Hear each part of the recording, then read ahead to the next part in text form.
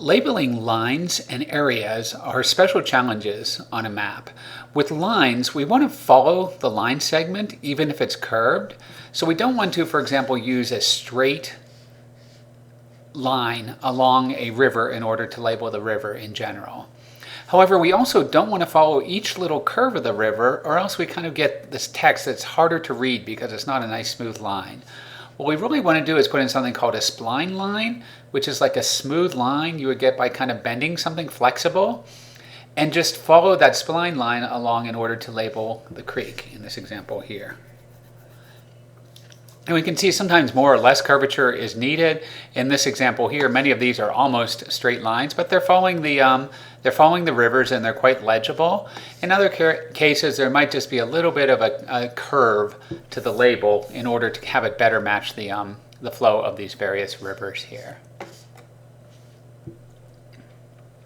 So some things to kind of keep in mind. We want to, whenever possible, follow the curve of the river. But we don't want to put text upside down. So we want it to be legible from someone looking at a map from one direction. They shouldn't have to turn the map in order to read. So for example, this text here for this highway is better on top of the highway. The same for Otter Creek, it's better on top of Otter Creek. And Lavender River might be able to be interpreted by the map reader, but it's even more clear if we put it right along the river. Also, you might not want to break up the name of a river or stream as you label it. If it all follows along the same, it might be more legible. And then, for example, with the Bunny Trail here, I would not recommend putting the label right at this big curve here, because there's other places that are better to put that, such as the location that they put in this in this better image to the bottom here. And this just kind of shows a lot of these elements put together. You can see some of the labels for the water bodies, like the creeks here.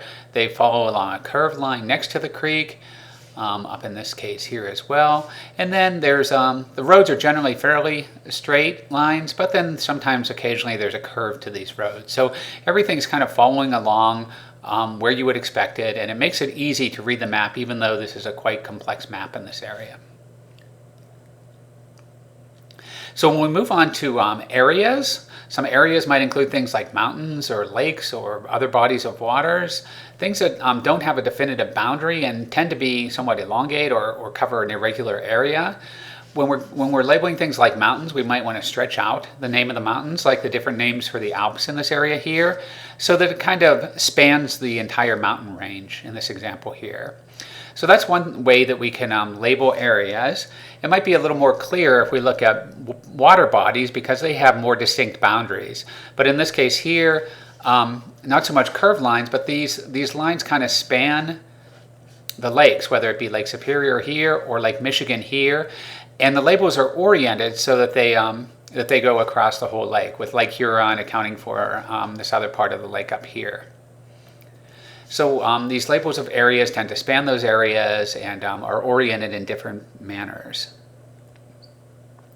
This is an example from QGIS Map Design, where once again, where the various seas are here are spanning the seas, and these labels here are just kind of trying to represent the general area where these seas are. This is obviously more complex than Lake Huron, than the Great Lakes, because there's no particular area where the South China Sea ends and the Philippine Sea begins. And here's a map with a lot of those different type of label areas and lines together. We see that the labels for the rivers are nicely curved. They don't account for every little turn in the river, but they account for the overall shape of the river here. Same down in this area here. In the water bodies, these can be straight across if it's kind of a regular area like this Van Diemen Gulf here. But if it's a linear thing like Clarence Strait here, we can see how they've chosen to label right through the strait there. And then there are other areas here, such as the national park over here, where it's still labeled in a horizontal, back and forth type manner, but we can see that the spacing of the letterings is separated, and the lines, the three separate lines that make up the entire name of the park, are also separated by a good amount of distance, so that the name of the national park spans this entire greenish area in here and gives people a better idea of where the park is.